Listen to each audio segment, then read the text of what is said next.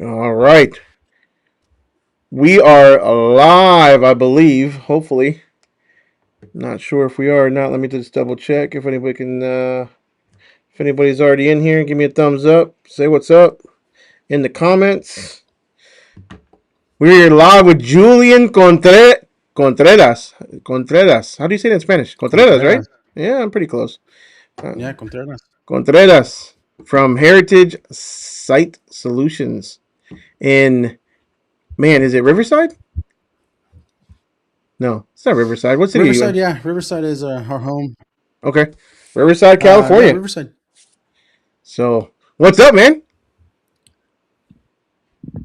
Not much. Just thanks for having me on here, and we'll get to talk about whatever we end up talking about. But yeah, it's good to see you again. You as well, man. Hopefully you can hear me okay. I know we had some little audio issues beforehand, but hopefully you can hear me okay. Uh Wanted to bring you on the show, man, Yeah. because man, how we originally met what? You didn't come you weren't in the DRS. You weren't in any of the DRS cons, were you? Oh no, so I didn't. I mean, I tried DRS for a little bit, but I never went to anything like that. I met you your very first expo that you The had first expo? Yeah. Okay. um, at Keystone. Cool. Yeah, Absolutely, man. Uh and then just kept coming after that. and so you started your business. What year did you start? So we started it January 1st of 2021. That's like when we actually got signed up with the Secretary of State and all that. But operating wise, I didn't get my first dump trailer till like March 14th of 21. So it took a little bit to order and get that thing in. So yeah, but 2021 is when we started. So Nice. just over 5 years ago. So tell me a little bit about Julian pre Heritage, though. What did you do beforehand? What kind of experience did you have? What did you bring to this industry or to this business? Yeah. So I guess kind of like, so what did I do before? Just because Mm-hmm. the audio is kind of breaking up in my ear. So what did I do before getting into this industry? Yep. Um, yeah. So reality. Before that, I worked in local government. I worked for a couple cities here locally, and then after that, I worked for the state. So I worked for the state for many years. Traveled across the state doing a lot of different types of investigations. But what that kind of led me into this industry. I was assigned to a certain department for a couple years here locally, and I was able to work with the people in the office, more so the logistics side, and see that they needed a need for waste hauling, and they just didn't want to work with the local trash company. So um, I didn't know that because it was state or federally funded that they can go and choose somebody to fit that specific need. So um, I started seeing what they were willing to pay, and that's essentially how um, like we kind of started thinking about all this. So my wife and I started talking about it, and it was just one of those wild ideas. And yeah, we ended up pulling the plug and buying a dump trailer. We upgraded our truck from an F-150 to an F-250, and I said we're going to make it work. Obviously, that's a big expense just jumping into a different truck, and then buying a dump trailer for at that time was like 12,000, 13,000 without having a customer. That was a big expense too. So, but yeah, we made it work. And that essentially is how we got into all of this. So through my previous employer, seeing the logistics side, seeing how they were able to, or people were able to get contracts with the state or federal side, and then obviously try to build something up so you can eventually get to that point and have those type of contracts. So, but yeah, that's kind of how all this got rolling. So so you were working. You kind of saw the inners, in the insides of the municipalities or the government that was booking dumpsters. You got to see kind of what they were looking for in a dumpster company. That's what made you jump into dumpsters and get a roll off trailer, or not even a roll off. You got a dump trailer to begin with. A dump trailer, yeah. Got And it. obviously, at that point, I think 2021 was obviously, like, we didn't really have people like you promoting this, talking about it, educating people. There were some videos, but not a whole lot. So a lot of it was just more Google searching. Um, I mean, really, Chat GPT was not there. Hmm. So we were just trying to figure it out and get as much information as we could through Google, and trying to make sure that we can afford the payments for a truck and a trailer, ideally. And I was blessed that I was still able to keep my job, my full time job. So really, the risk was really minimal. It's like we just have to afford the truck payment and a trailer payment, which, at that point, if you finance, it's like $200. So not too bad, and you can easily do it. But yeah, I saw the way that or the type of money that you could make going into that sector, and yeah, a lot of just educating myself and thinking ahead, like, what is the 5-year plan from here?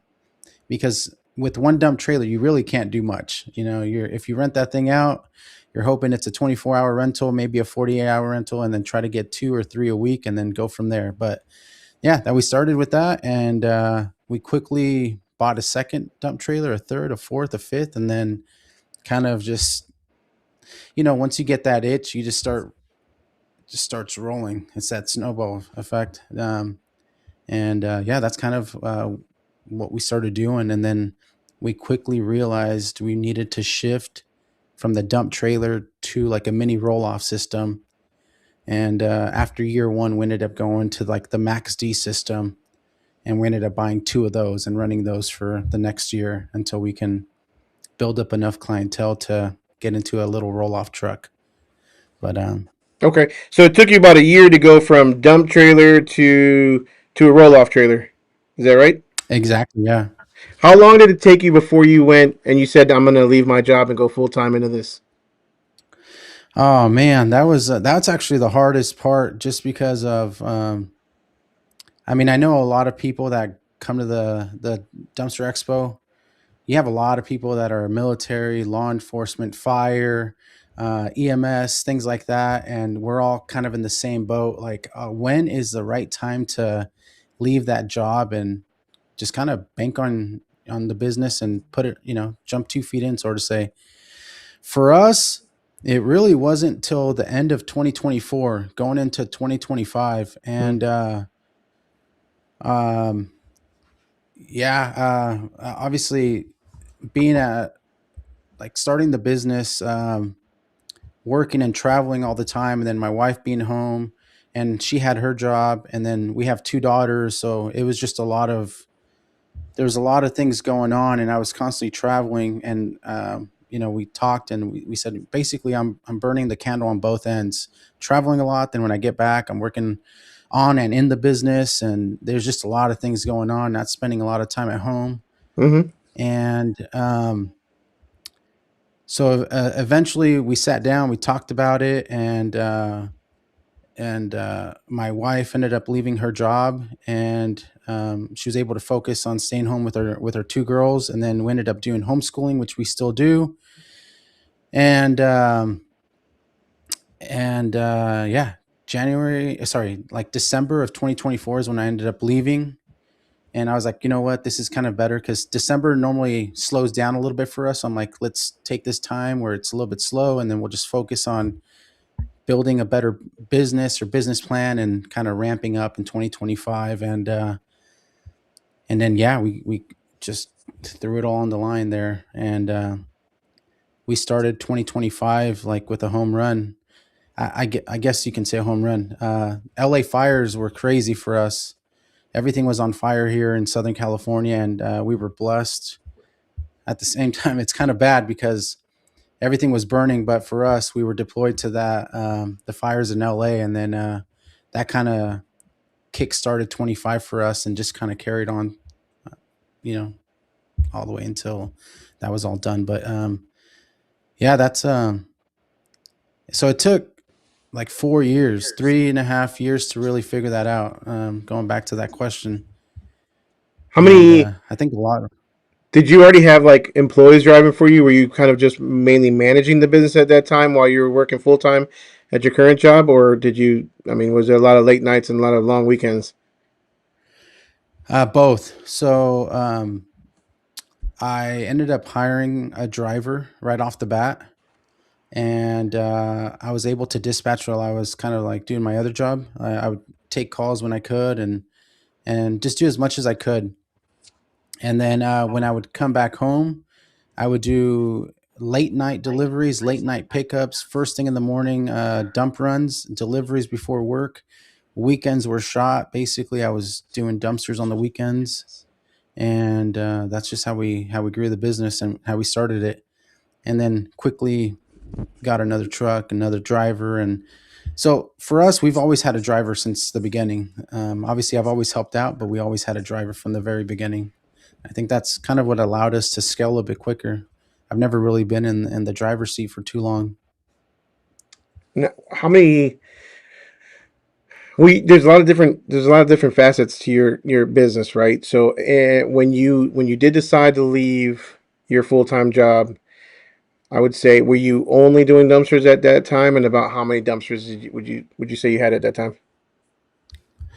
Yeah, so at that point, we were doing like we already had like one or two skid steers at that point. So we were kind of transitioning into a little bit of like demolition work, but we just have to be very careful because certain dollar amounts, you don't want to get in trouble. So the plan was get either a demolition license or contracting license. So we were already thinking about that at that point. So we weren't really advertising. So I would say 90% was like dumpsters, and then 10% was just things that we could do with a couple skid steers. Um, and then dumpster count. At that point, we had, I don't know, I think like four roll off trucks. And like my mentality was always for every truck, we'll get 20, 25 dumpsters. Because for us, I know it's like different in different parts of the country, but for us, with traffic, dumpster delays, and then just logistically, we can do about 25 dumpsters per truck per week. Where I know I talked to some of the guys in Utah and they can do 40 dumpsters per week. For us, it's just traffic's pretty bad and we can't get to that. So that was kind of my numbers, my math.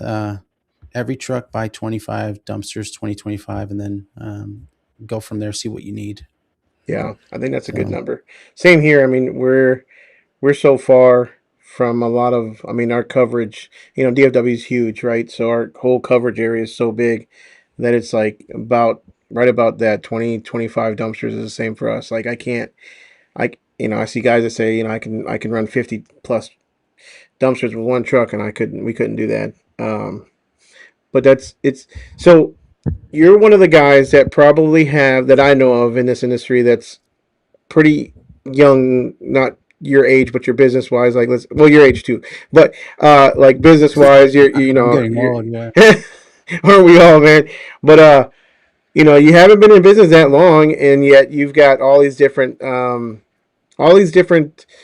facets to your current business. You have a lot of different arms. You have a lot of different spin-offs. So tell me a little bit about all the different types of ways that Heritage uh, currently offers, all these different types of services that Heritage offers currently. Yeah. So you released a video yesterday talking with Mike Andes Mm-hmm. and talking about putting all your eggs in one basket or diversifying your income. And that's kind of what we thought about um, from the start. Obviously, dumpsters is dumpsters, but how can you, create different streams of income from that? And for us, and I talked to you when I came down to Texas, and we sat in your office for a little bit. Porta potties. Porta potties is a huge side that obviously, if you go and you think about and you start searching porta potties, I mean it's been around forever, and there's money to be made there. Obviously, it's a little dirtier, I guess, than dumpsters. More hands on. There's more labor involved. Definitely a lot more labor involved. So you have to have more people, and I'm just starting to find that out how labor intensive it is. And fencing is another one. Obviously, the skid steers. Um, so my wife and I were able to get our general contractors. We got our general contractor B license here in California. Um, so now we can do things with that as well. More on the demolition side. Obviously, you just got to be careful with how you're taking on jobs, but there's that. And then that's kind of everything that we've kind of done. So those different avenues, and we'll probably get into a couple other things. I have a friend here that does luxury bathrooms. He's a manufacturer here locally in California. He rents those out to me at a certain price, and I get to rent them and make a little bit of money on top of that. So that's nice. He has like the 2 stalls, the 4 stalls, the 6 stalls. He has showers, so that's really good for the emergency side. And I think that's about it for now. Obviously, we're always looking to see how we can pivot and capture a different market with what we have. So, But um, you're also delivering front end loaders, right? so Front oh end yeah, or the I forgot about that. So we have 3 yarders too, but um, we had a custom trailer built by ENC Manufacturing, and it's a 5 bin carrier, and that's kind of what we utilize to transport those. I don't have a front loader truck, and obviously, I'm not here to compete with certain companies out here. But the 3 yard trailer works really well for certain aspects of the business. So we just have to be careful with what we're doing. so the front load. So okay, so we got porta potties. How many porta potties are you up to? I only have 60, and then 60. like 20 hand wash stations. Yeah, man, those things are expensive when you really start to think about it. They're like, if you get them built, you're shy of $1,000. So it's like you buy 8 and you're at a 30, 40 yarder price. So it's Yeah. like in my mind, it's really hard to swallow that right now because I'm like, I can go buy another dumpster or I can go buy like 7 porta potties. And it's just hard to think about that right now. What do you think the life expectancy of a porta potty is? I'm kind of curious. I was just talking to my wife about this yesterday, and I was saying probably like 5, 6 years. Okay. I mean, they get beat by the sun. Depending on where you leave them, they're going to fade real quickly. Um, and if somebody knows this industry, uh, you know, put some information here on what the life expectancy. I have no idea. Um, really haven't networked with people in this industry. I've tried talking to a couple, but just like everything else, people aren't going to release information because you're in their backyard, and I get it. And I'm not, obviously, I'm going to figure out things by trial and error, and we're going to screw up here and there, but there's just not a lot of information for me right now, and I haven't done too much research on YouTube University or anything like that yet. So If you don't follow him already, there's a guy called Dennis Tom, and I've binge watched his porta potty. After you left my office, man, I went through this whole deep dive. We had a good conversation. You really got me thinking. I'm like, man, I don't know if I really want to get into a whole nother side of the business, but the the thought process was definitely like, hey, look, like the things that we talked about, we're already in a space, we're already sharing the same customers. I'm saying the customers that need our dumpsters need our porta potty. So I'm like, all right, let me just give it a shot and see what happens. And so, but if you don't follow him, Dennis Tom is the guy's name, and I believe he's yes. up there in California too, and he does really good porta potty content. It's all Is he the business.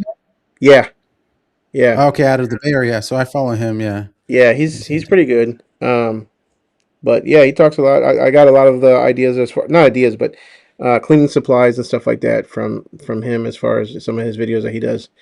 Um, but yeah, I mean, I've given you, I've said it every single time, and I'm gonna give you credit every single time. It's just conversations. We talk about all the time. It's just conversations like you and I had in my office that hopefully could change the trajectory of my business moving forward. Even because it's like, look, we talked, we were just shooting the shit. And here we start talking about porta potties, and it's like, I mean, Mm. so I went out and bought, we got 30 dumpsters, and I like the way they look right now in my shop, all nice and clean, untouched. And I know they're not going to stay that way, but um, so we got into it, but it's kind of interesting. It's always about diversifying as much as you can so that when there is a slow time in one on one side of the business, hopefully the other side kind of picks up or whatever. Same with 30s and 40s, residential versus contractors, at least the way I look at it, because my residential side could be slow 1 week or 2 weeks in a row, or but yet my commercial side can stay really, really busy and keep pushing, or Yeah. vice Well, versa. here's a good question since obviously with ICANNs. Um, does ICANNs have a feature where you can create recurring invoices? Yeah, they just came out with that probably 2 or 3 months ago. Yeah. So if you plan on running ICANNs with the porta potty side, if you don't want to use like a different software, or ICANNs decides to integrate that, which that'd be a great move. Um, you can just create a recurring task. So like it's kind of nice because dumpsters, you unless you have those repeat clients that are like on a set schedule, you don't really know what you're going to get for the month, right? Hmm. Where porta potties, I created like recurring invoices for them. So every 28th day of the month, like they get charged automatically, and you already know like how much money's going to come in based on those. So it's different. Hmm. No, it's definitely different. And I think again, I haven't rented my first one out yet because I'm waiting on my skid to be mounted on my flatbed. But but I think that what was I going to say? I lost track of thought. The oh, I don't. I think that most people are really flexible as far as when you come to clean a porta potty. As long as it's done once a week, I don't think they really care. I mean, obviously, maybe someone requests the beginning of the week or something like that. You tell me, but I think Yeah. for the most part, if you say, "Hey, I'm gonna be down south. We're covering the South Market every Wednesday. We're covering North Market on Tuesdays. We're covering, what I'm saying, splitting it up in regions or whatever. I don't think they really care when we come, as long as we come and we keep it clean and we do what we say we're going to do, right? Yeah. So you'll have some customers like that, but like let's say you have a contractor and they have 6, 7 guys on their crew. That's 6, 7 guys. Cause at like 6 guys, 7 guys, you should probably offer a second porta potty. So if they're using it, let's say you clean it on Monday and you don't show up till the next Friday, you're going to have a pile of, you know, like all the toilet paper is going to be gone and it's going to be a nice little mountain in there. So the water's going to be sucked up. So yeah, like ideally like that 7 days is probably better for uh, for cleaning purposes because they'll start saying stuff, and I found this out like the hard way because I'm like, oh, you know what? Same thing. As long as we show up next week, we'll be fine. They're like, no, no, no, this thing's, a mountain high. And we would go look at it. And sure enough, it was just disgusting. So Mm-hmm. we had to put people on a schedule. So we started doing like it was just one day a week on Wednesdays. And then it went from one day a week to 2 days a week. So Tuesdays and Thursdays, and then it went to Monday, Wednesday, Friday, and then now it's to the point where we just added Thursdays on our schedule. So now we're doing it Monday through Friday, and a lot of our accounts ask for their cleaning service twice a week. So it kind of you just got to fit it into the schedule. But my wife and I were just talking about this that we have to hire another person full time, and earlier today, I was on the phone with J&J Portables, Polly John, and another company out of like Washington, and then another company out of Fresno. What is it? David Tanks or something like that. Davison Tanks. Just to see who I can buy another slide-in unit from the quickest. Um, and just like trucks, if you have one truck and it breaks down, you have no business. For us, if our one slide-in unit breaks down, I'm gonna have to call somebody else and to take on the clients that we have. Not that we have, a crazy amount, but it's just gonna be a lot of work. So I think the best thing for us to do is buy another sliding unit. And I would say that a slide-in unit is a great way of testing the market Hmm. without going way overboard on buying a F550, 650 with a 600 or 900 gallon tank. And we've realized that, but I just can't afford a truck with a 900 gallon tank right now. So for the meantime, we can go buy another slide-in unit with a 600 gallon tank for, it was 18,000 is what I got quoted earlier. And I think we should be good with that for a little while. So we'll see. Nice, nice. See what the comments are here real quick. We got Elite Dumpsters. What's going on, man? Let's go. Urban Dumpsters tuning in from Perdido Key on vacation. Where is that? Perdido Key? Sounds like maybe Florida or something. You ever heard of that? Perdido I'm Key. Googling it. Interesting. Uh, audio good here. Cool. A lot better. Awesome. Larry Tanks, what's up? Need a 16-foot Cougar trailer. Do we have some? Do I have some stock? I've got one currently in stock, Larry. It's spoken for, although the guy I haven't been paid on it for over 2 weeks yet, and he's been delaying. So I think I got to give him probably till about Friday, and if he doesn't come up with at least a deposit or something, I'm gonna have to put it back up on the market because I can't keep holding it. I've turned away a lot of people, so check with me on Friday, Larry. I might have one available. Dylan says, "What's up, Julian?" What's Late, late, going on, late. sir? You don't remember that guy? Oh, yeah. Hard to forget. Daniel's in here. What's up, Daniel? What's going on, man? It's kind of funny. Gets Uh, off work and goes and watches your face. he does, poor guy. I feel bad for him. He's been working hard, man. We've had my new Kenworth went down for like a whole week. It was at the dealership with a D rate, so he was. It was only one truck, and then as soon as we got that out, we're like, all right, let's put his in for some AC problems. So we had one truck. We've only had one truck for like 3 weeks now, and then we had both trucks yesterday finally running on the road, and then the tarp busted on his truck. So back down to one big tandem truck and then a couple of small ones. But the big trucks, I'm gonna have to bite the bullet and pick up another big truck soon. That's the hardest decision to make there. I Pisses me mean, off. because what, you have a Kenworth, if I can Mm-hmm. recall correctly. Mm-hmm. What did that thing run you? Mm, what was it, 285 ish? So I noticed that your cans are combo cans. Yep. So would you go cable pull on this one? Yeah, so that's the plan. The next tandem truck is going to be a cable pull because I do turn away a good amount of business for compactor work. And so, yeah, I probably Yeah, keep one especially when it's an cable. emergency. Yeah, it's pretty lucrative when you can take on the emergency compactor work, and we talked about it. It's we take on a lot of that, Mm-hmm. Yep. and yeah, I think you'll absolutely. I think I do like how you don't have to get out Oh, me to. too. I mean, obviously, go check the back door, Yeah. make sure that it's latched. But man, yeah, getting out, hooking up the cable, and I mean, it takes an extra minute, but still, it's nice that you can just back up, drop the boom, and then hook it up, and off you go. And go. I've been seeing some videos, of these guys. I always give them a shout out. Those guys, like in New York or whatever, they pull in with a cable truck and they're like tight parallel parking and they lift it up and they're able to tow it, just as good as we tow it. So, um, but yeah, it's a lot easier for sure. And up north, they say I think they use obviously hook lifts a lot more because of snow and stuff like that. A lot safer for the drivers so they don't slip and fall on the ice and stuff. But I love my hooks.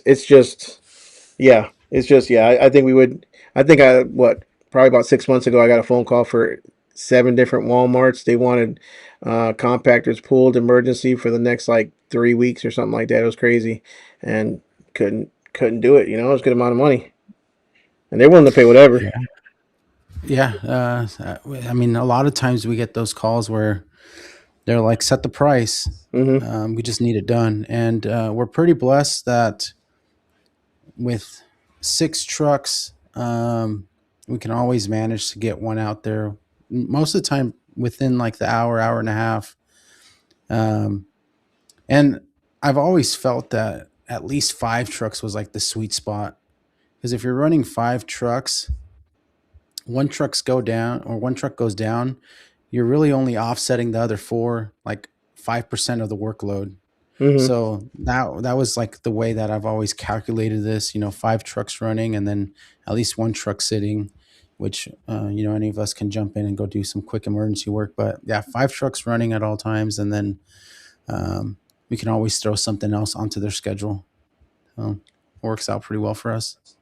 Yeah, the biggest issue I have, unfortunately, is just that the way I set up my company at first was the small trucks have dumpsters that the big truck can't haul. So I struggle with that nonstop. But I've got two small trucks, two single axles that are limited to 16 feet, and then my tandems, or yeah, two small trucks that, but most of my dumpsters are 14 foot that can't go on the tandems. So two small trucks, two big trucks. Eventually, I would like to get rid of the smalls and just go all big trucks and then just carry different size cans for both. But how many of your so you currently have five? 6. You have Yeah, six. 6. How many of those are they all DOT? Even though I think you have one or two single axles, right? Just one. The very first one is a single axle. It's a International 4300. So I think you have the same. Yeah, And then that it has full size rails. So it has 22-foot rails, nice. Galbraith system. Um, so that one we mostly use as a delivery truck. So it can do 15s and 20s fine, and we deliver 30s and 40s with it. So um, now, if you're loading up, even if you load up, let's say a 15 or a 20 with more than like 2 tons, it's going Mm, to put you overweight. So we have to be real cautious with what we're hauling. So we use it mostly as a delivery truck. And obviously with that one, it's a single axle. So ideally, you can be in the fast lane cruising on that one, which is really nice. yeah, for sure. Obviously, just watch the hills and all that, but it's nice. You can get in and out, which at the same time is kind of backfires on us, because that truck can get into places where the big trucks can't. Mm, So when that driver drops something off, the other drivers are calling like, "Why would you leave it there? We can't get to it." So that's a problem as well. makes sense. Makes sense. Do you have to have all of them DOT? Does that even a Yeah, single so they're axle? all yeah. So that one's on there too. Obviously, it's just a non CDL, Mm-hmm. which I want another one. For a lot of people, it's a waste of a truck. It, but for us, the way that we utilize it, it's actually a huge perk, because we use it to deliver a lot of dumpsters. And yeah, I mean, it works out for us. It works out really well. Sure. Yeah. If you could do just straight deliveries, I mean, for the most part, your smallest cans for like residential stuff, like with having all long trucks. I mean, but you could still have like short. What's your shortest size can for residential small driveways or something? I have one 14-foot can. Everything else is 16. Okay. And that one was, I acquired that can through like a trade, and they threw that one in there. And it's the smallest one, but because you're able to move your hooks down the rail, you can adjust it to fit. So I mean, it fits. You just have Yeah. to cut little slots into your rail and then just move the hooks. That's the only So I mean, difference it's between hook, lift, and cable. One of the biggest differences is that you can haul any size can for the most part, and we're um, the way the big trucks work. If you pull a can that's too short, you're not going to be able to get it off. You have to have a forklift or some sort of equipment to pull it off the dumpster, off the rails. yeah. I mean, if we go back to what, 3 years ago, 4 years ago, whenever we bought our first truck, I was really thinking about buying a hook at that time. Just I was going back and forth at that time, kind of like a Max D. Like nobody had a Max D system back here on like the West Coast. It was really rare. So to buy that system was kind of like, all right, let's run with it. And obviously Max D was good to us, and they helped us out with that. But same with the hook lift. I was like, nobody has one out here. So if it breaks down, Mm-hmm. I'm not gonna have the support to be able to get that thing up and running, and I wasn't really knowledgeable of it, so I ended up going with a cable pull system that I bought out of Opelika, Florida, which was the worst thing ever. Don't ever buy from Opelika, Florida. It took me like 2 years to figure out that I can just take the VIN and like do a lot of research on it. And I saw the auction that it was bought from. It had all side damage. Um, they did a nice little paint job, fixed it up, and then sold it to me. And then they put a used scalbred system, Mm. which the cylinders were shot within a month. And yeah, so needless to say, that was my most expensive mistake. And yeah, I mean, Oh, at what that was point, it? it was what's that? It was a roll off truck. Yeah, the International 4300 that I have. I Oh, bought so you that one still in have the one Florida. that you bought in Opelika. He just fixed it up. Yeah. No, no, no. They fixed it up and sold it to me. Oh, I okay, didn't know that it was involved in an accident. I got you. So yeah, but I But it's bought still it working out from for you.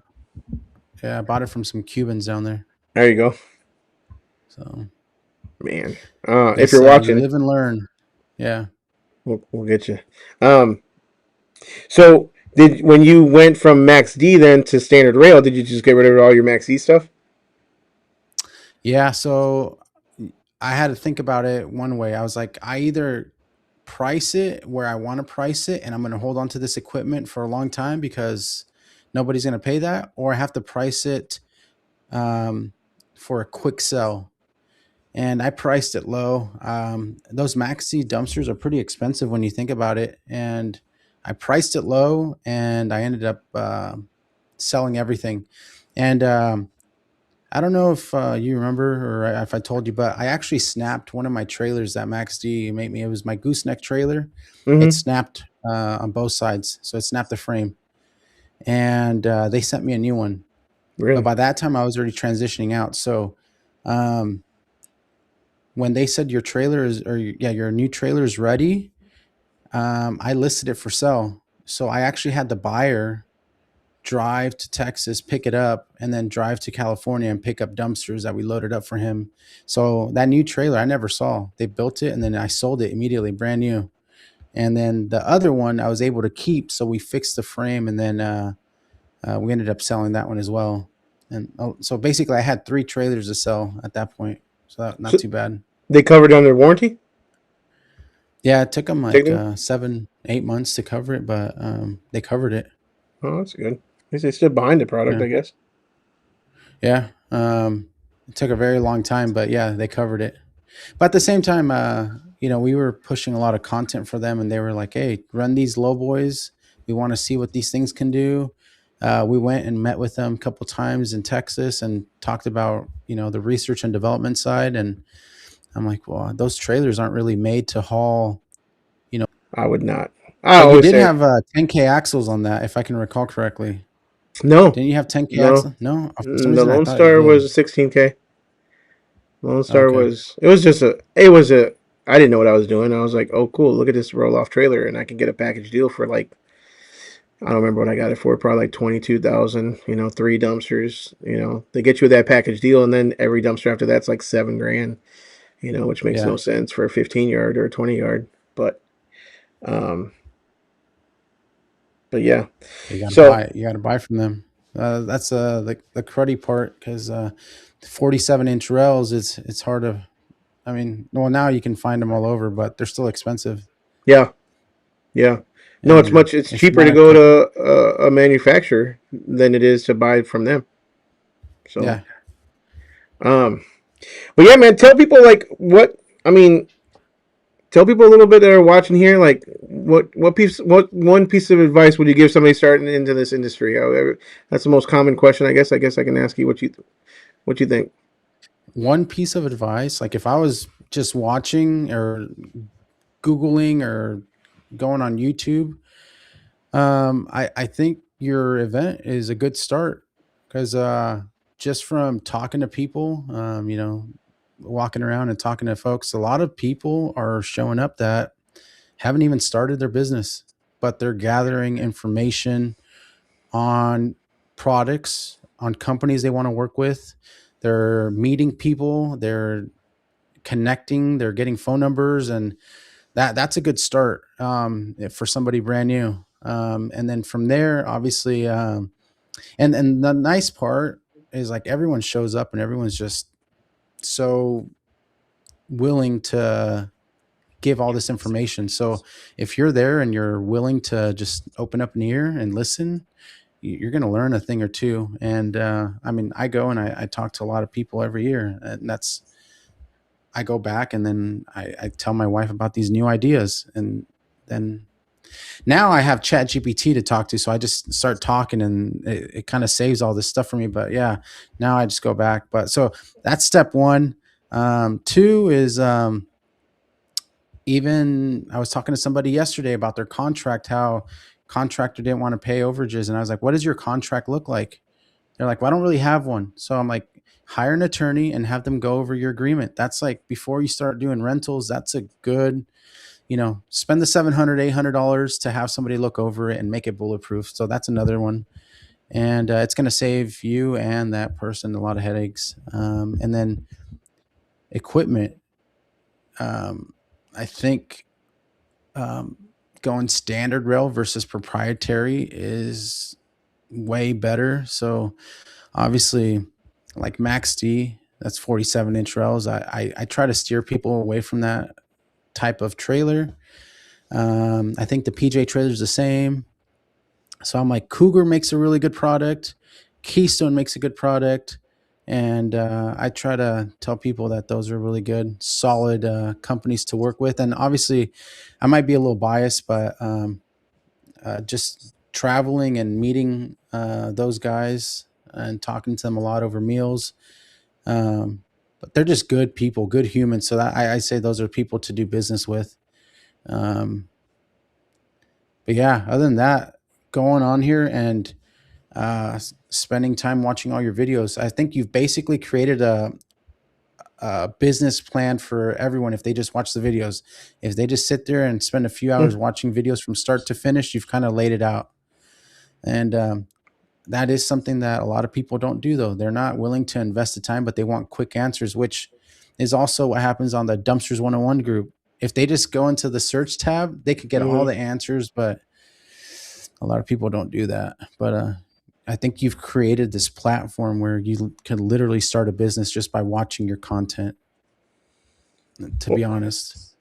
well, it's not always right, but it's what I've done. But it's you know, I find it funny too when you say that about the Dumpster Rentals 101. I love that group. I mean, I love the Facebook group. It it it does what it was intended to do, in my opinion, is really just kind of put us all on an online platform where we can all ask questions without hopefully too much judgment. Every now and then you get somebody who jumps on somebody, but for the most part, I think it's not like a lot of the other groups where we pound on people when they ask, what some would consider, a dumb question or something like that. But we all started somewhere, and that's where there's really no dumb question when you're asking something. But when you talk about the search bar, the constant like what's the best software out there, that gets on my nerves so bad because it's like what's the best, and it's always almost like a popularity contest. Well, I'm going with this person, I'm going with that. It's like Ford versus Chevy versus Ram versus all this other stuff. It's like, what, at the end of the day, do what works for you. They all have pretty much demos. Test them out and see what works for you. But it's one of the Yeah, most I important mean, decisions to make too. When it's equipment, software, insurance. You know what I'm saying? It's those three, for the most part, those three things that are super important for somebody to start out. yeah, for us, obviously we utilize Docket. We've used Docket, but we've tested every other software out there. Um, and I don't agree with Docket being the perfect software for everyone. We all have different things that we're looking for in software, and Docket is expensive. It's very expensive per user. So if you're an owner operator, obviously it's on the cheaper end. But if you have 5, 6, 10 employees, it's very expensive. There's other softwares out there that might work better for your type of business and business model. Another really good one, I think iCans is really good. You showed me everything on your display up there, and it's a really solid platform.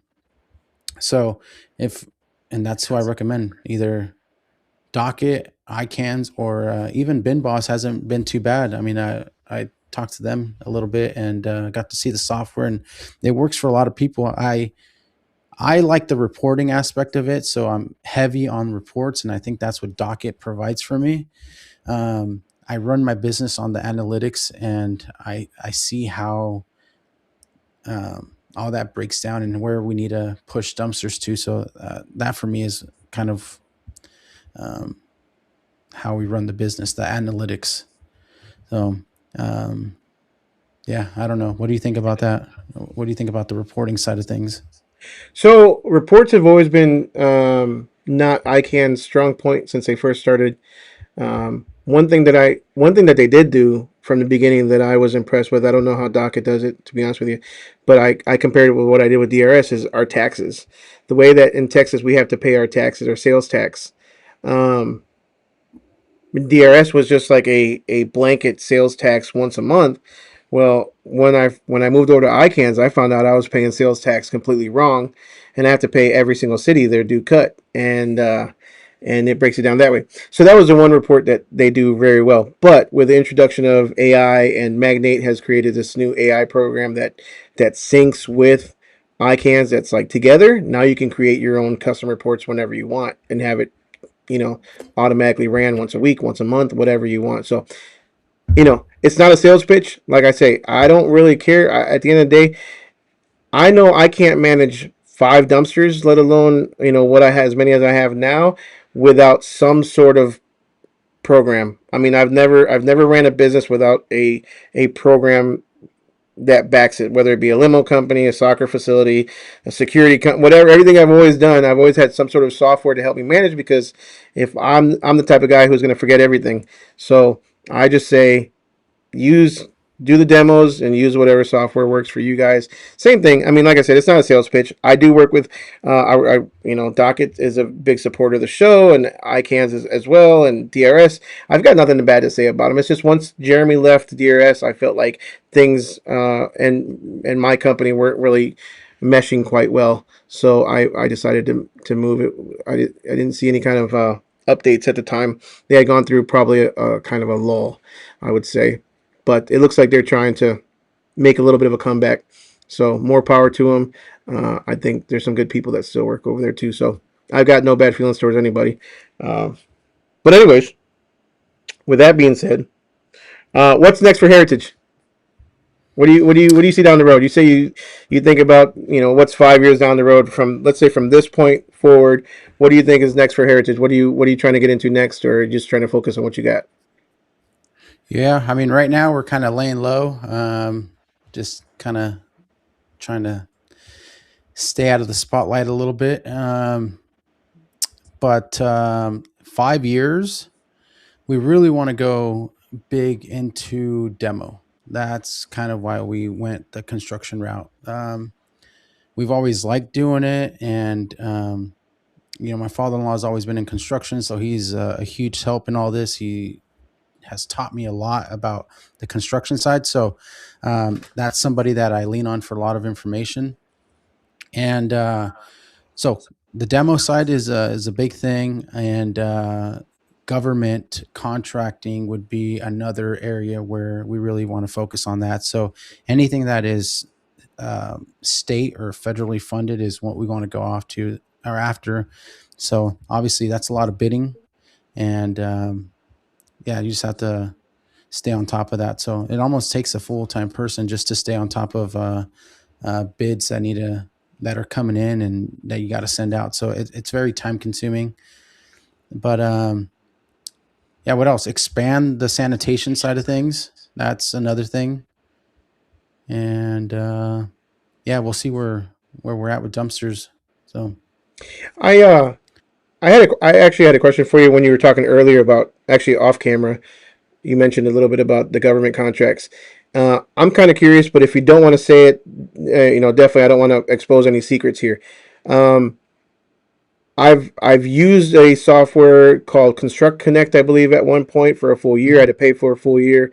It wasn't Yeah, cheap, and yeah, all those are very expensive. Yeah, I didn't renew it. I didn't feel like there was no return, but I think a lot of it had to do with, it was kind of complicated to figure it out, and I don't think we spent as much time. So I think a lot of it was on us. But like, let's say sam.gov, Construct Connect, any of those are those platforms that you guys use to try to get some of these government contracts, or is it more like the one-on-ones and the more the connections that you had before you came in that helped you with those? Yeah. So I'll be honest, the whole government contracting, and like you said, that software you were using, all these platforms are very expensive if you start paying for them. Obviously, with Claude now, like I know you use Claude, and you can actually prompt it to look at all these open sources and pull those bids for you. So that's another way of doing it. If you can sit there and create the prompts and go from city to local government to federal, I mean it's going to create that and have run it every week, and and create a report on that. But it's very hard to get a contract because um, just the bidding process. For us, we've been fortunate that working for the state, I was able to make connections. Plus, working for the state, I was able to get a lot of training from the federal side, which is through ICS, which is Incident Command Systems, which meant I was able to work incidents, and I would go to different incidents and work in the office, work as liaisons, work as whatever it was, and that's how I made a lot of connections. So um, when we were able to be of a decent size where we could take on fire jobs because it's very demanding, um, we ended up talking to some of the people that I knew and they gave us a shot. Now, when you start going through sam.gov, everything is on like a scorecard. So you do your first job, and at the completion, you're going to get graded. And I didn't know that that's what happened, but we did really well, obviously. And then they give you a score and it gets uploaded to sam.gov. So whenever somebody else is looking for, like a procurement manager is looking in your area, you pop up and now they have your scorecard. The hardest part is getting that first job. And then after that, they'll kind of start trickling because they'll start seeing your score. And now you become relevant in the searches, I guess, sort of say. But yeah, a lot of it was through connections that I made um, before starting the business. Very good. So I think. Would you say that a having the heavier type dumpsters, the bigger dumpsters, the heavier duty trucks, and and your size or the size that you currently are, would you say that's more of a advantage for you winning? Obviously, it's more of an advantage for you winning bigger jobs, but would you say that's more of an advantage for you um, because it's less competitive once you get to that, or would you say it's less competitive, but it's also you're playing against the big boys, right? Like the waste managements and all those guys. yeah, I think let's see, how do we word this? It's good and bad because one, we dealt with it firsthand. We like 5 years, and they said, "Oh, daddy's money. That's how you guys started the business." Well, that's very wrong. There's no daddy's money. It's my wife's and I money. Like we invested everything that we had to get this thing going. So locally, it puts like a target on you because like, oh, why are you here? And calls that we were getting from local haulers, oh, you're in my territory. You took my client. That is not good because the networking side of it kind of gets tainted, and you don't have that local network because of like scaling at a a certain way. So that kind of sucks. But also scaling, um, and obviously there's companies that have scaled way faster than us, and I thought we were doing okay, but it definitely puts a target on you with franchise haulers, and you have to be very careful on where you're operating and know where you can and can't, and how you can operate. So is it through you're doing work through your general contractor license, a demolition license, landscaper, hardscaper license, whatever it is, um, just to kind of be within your scope of work, so to say. It's very it's a very touchy subject out here on the West Coast where when I travel to all these docket events, and obviously to the dumpster expo, and even to Florida for Joe's event out there. I talked to everyone, and it's like, oh no, it's a free market. We can operate as such. And it kind of seems like the West Coast is really tight. I know parts of Texas and other parts of the country too, but for the most part, a lot of people I talk to, it's like an open market to Hmm. operate and conduct business and make a living for your family and provide. But California is very tough on that. It makes it seem like it's so. It would just be things would be so much simpler to scale. But then again, if it was a, at least here in Texas, I feel like if it was a complete open market, I mean, it's already highly competitive. I can't imagine how much more competitive it would be if people didn't like hesitate at least a little bit when they know that like you're really not supposed to. I mean, per some of these cities, like I just got kicked out of Plano today. I have a 7-Eleven that we've been doing the remodel, two dumpsters on site, and we got the phone call today, and of course the whole threatening. You could be fined up to $2,000 per day if you keep your dumpsters there times two, of course, and blah blah blah. And I'm like, okay, lady, like send it over by email, and we'll see what we can do. But we had to go out there. We'll go out there Yeah. tomorrow and pick it up. Well, But here's a good example of that too. Obviously, now with having our contractor license, there was a city that we got kicked out of, and just today we were able to go pull a business license. Well, not today, but we did this a couple weeks ago. But today we delivered a dumpster, porta potties, and temporary fencing, nice. and now we're okay because it's through the construction site, and we're doing some of the work on there. So they said as long as you're registered with the city from your construction side, then you're okay, and they were fully okay with that. But they already knew our information from dumpsters before, but we kind of were working on. Obviously, it took a little bit of time to get that license, but we were already working on it. So now we're allowed to work there from the construction side. But it was nice to deliver porta potties, fencing, and a dumpster because that's a site service part of it. So Right, getting paid times three. Nice. yeah. Let's just go catch up on a couple of comments, and I won't hold you up anymore, man. But let's see. Who do we got? Local waste. What's going on? Ryan is in the house. That was a while ago. Yo, E Money. What's up, man? Kara's in the house. Miss Stanton says hello, Josh and Julian. Good to see you both. How's it going, Yep. Kara? Miss Karen. Who else do we got?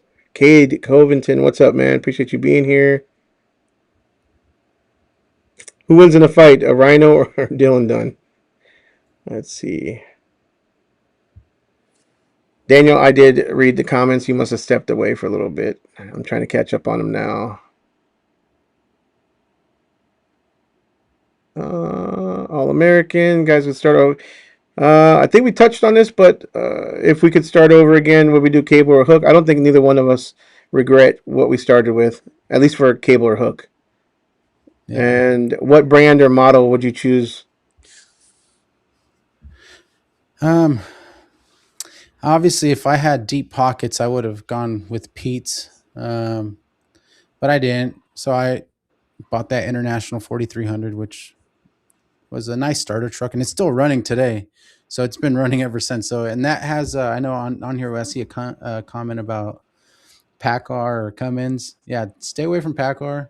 But Mm-hmm. that one has a 6.7 motor, and it's been running strong. And now that truck has like 400,000 miles. I bought it with 120. It has 400 and some now, and it's still running strong. Obviously, basic maintenance, two transmissions, but it's still running.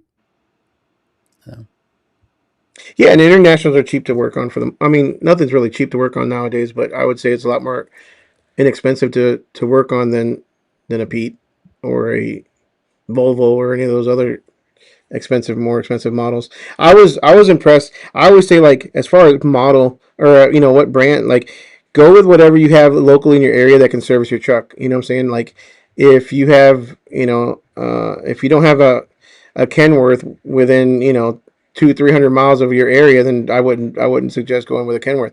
I you know I don't know. I've never even driven a Pete, so I'm excited. and I'm not trying to pitch this or talk about the show anymore, but I'm really excited because I do want to get behind the wheel of one of the Pete's, and so we're gonna get the opportunity to drive all the models at the show. Whichever one you want to drive, you can go onto the road course there and actually physically drive one of the trucks. I never drove a Mack until after I bought the Mack. I never drove a Kenworth until after I bought the Kenworth. I flew over to Ruble and I just picked it up. I never saw it in person, and I just needed it, and I've never driven a Kenworth before that. So I'm excited to actually see if there's a big difference between a Pete and the Kenworth. You won't get the full feel because we drive on in landfills all day long, and a road course is gonna be a lot smoother than the landfill. But I'm excited to see how it feels. That's where all the finance guys are gonna be waiting for you right after you test drive those trucks. Yeah, I bet they they stand Make an right there to emotional decision right there. Yeah, sign sign your away. life away. Let's see here. These are We like 2023. Cascadias, to be honest. Freightliner Cascadias have been really good for us out here with tight quarters. Those things turn on a dime. Obviously, they're not Sure. meant to. They're not heavy duty trucks like a Kenworth or a Pete, but for us, they're really durable. I can buy one as a day cab, get it chopped up, get it stretched, add a roll off system, and I can have a truck up and running for about 90 to $100,000 and low mileage. And it took me years to figure that out because the markup price typically when you buy one that's already made with that same mileage is going to be 30,000, 35,000, right around there. Now I just it was hard with like the first couple trucks because we needed them now, and obviously when you need one you're going to pay. But now that we have a little bit of flexibility, I can go source one out, take my time, and then get it built out, and I'm okay waiting and saving that money. So um, yeah, that's kind of what we're running now. Interesting. So all your trucks you've had upfitted yourself. Yeah, so we've only bought one Freightliner that came from a dealer, and obviously the one that I bought in Florida, that one was outfitted. It was uh, like a moving truck, Mm-hmm. box truck, Mm-hmm. and then they added the system. And then the my second truck, which was a Freightliner Cascadia, I bought that one. Everything else we buy it, and then we'll stretch it, and then get it outfitted. Nice. You have a good shop near you that does it, or you just who do you go with? Yeah, so you can go to the big shops here, and they're going to charge you, a certain dollar amount. But a lot of those guys start doing side work. They're getting all the parts from the same places. Mm-hmm. And I was able to meet a couple people that were building them for AmpRep out here, which is a big company. They're part of Galbraith family and all that. Confab, that's AmpRep, and they started their own thing. So I was able to go, and they have their own shop, and they build them out for me. They chop them, stretch them, and they got all the same parts. The only thing that's different is they don't have a little seal that says AmpRep and the date that it was built. Other than that, it's all the same components. And to be honest, a lot of the guys that work there clock out and go work here. So it's just extra money for them, and they know what they're doing. And I'm getting the same quality work at a fraction of the price. Nice. But obviously, it took me a couple years to start networking and talking to these people and doing that. So it cost me a lot of money. We lost a lot of money, but through time and trial and error, we made these connections. So it's kind of Make up paying for off it in the now. end. Yeah. Yeah. We got Anna Lee from Gator Dumpsters. Man, I haven't said that name in quite a while. Welcome back to the channel. That's awesome. And then looks like we got Johnny Bobby. So Johnny Bobby, I've talked to him. So Julian, you, myself, Clayton, Johnny Bobby. Um, I know I'm missing some names probably, but I wanted to do like a little breakout session with all you guys in one of the hours that we have in the breakout session room during the expo. So it'd be kind of cool. All just kind of hanging out, answering questions, just kind of hanging out with everybody. So plan for that because that would be kind of a good Sounds time. good. Dylan too. Dylan will be there. But Johnny Bobby, what's up, brother? Let's see. Trying to catch up real quick.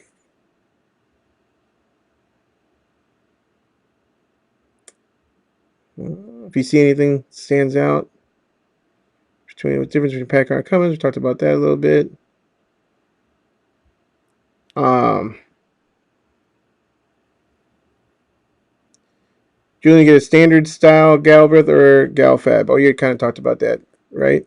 On the West Coast, or are they all going to be West Coast style rails like AMREP? You said AMREP for the most part, right? AMREP. Yeah, so like my first truck I bought from Florida, which was a Galbraith system, which is actually the rails are actually wider. Um, Obviously the cylinders are way beefier, which is actually a really nice system. But on the West Coast, it's really hard to get those parts because I don't know where and what part of the country, but it changes to like the West Coast system, which uses smaller cylinders, and ad- obviously the rails are a little bit different, but a little bit more narrow. But yeah, that's kind of what we run. So with that Galbraith system, when the cylinders need repacking, or like I had to get new cylinders made during COVID, um, or like right after COVID, it was really hard to get those shipped out here. So I had to get them made from a shop, and they're really expensive. So um, I do like the Galbraith and Galfab system. I think it's a really nice product, heavy duty product. But out here on the West Coast, it's hard to maintain those. It's hard Hmm. to get parts. Yeah, yeah. Dylan says he has an AMREP with a half-inch plate on the outside of both rails, so his cans don't slide off the rollers. Yeah, that's a big thing. You got to add that on there on the back side of it. That way they don't slide off. So Yeah, yeah, I agree on that. kind of like the same issue or the same, just like we, hook guys, we have the different brands of hook that causes all kinds of different issues between the Palfinger and the Stellars and the swap loaders. I guess you guys have the same sort of issues between brands. But anyways, Julian, I appreciate you being here, man. I'm not gonna hold you up anymore, man. Thank you so much for being here and being on the channel. It's always a pleasure talking to you, man. Impressive what you've done in just a short amount of time, man. And I love watching you and your story and your growth of your company. And I can't wait to see where it goes from here, man.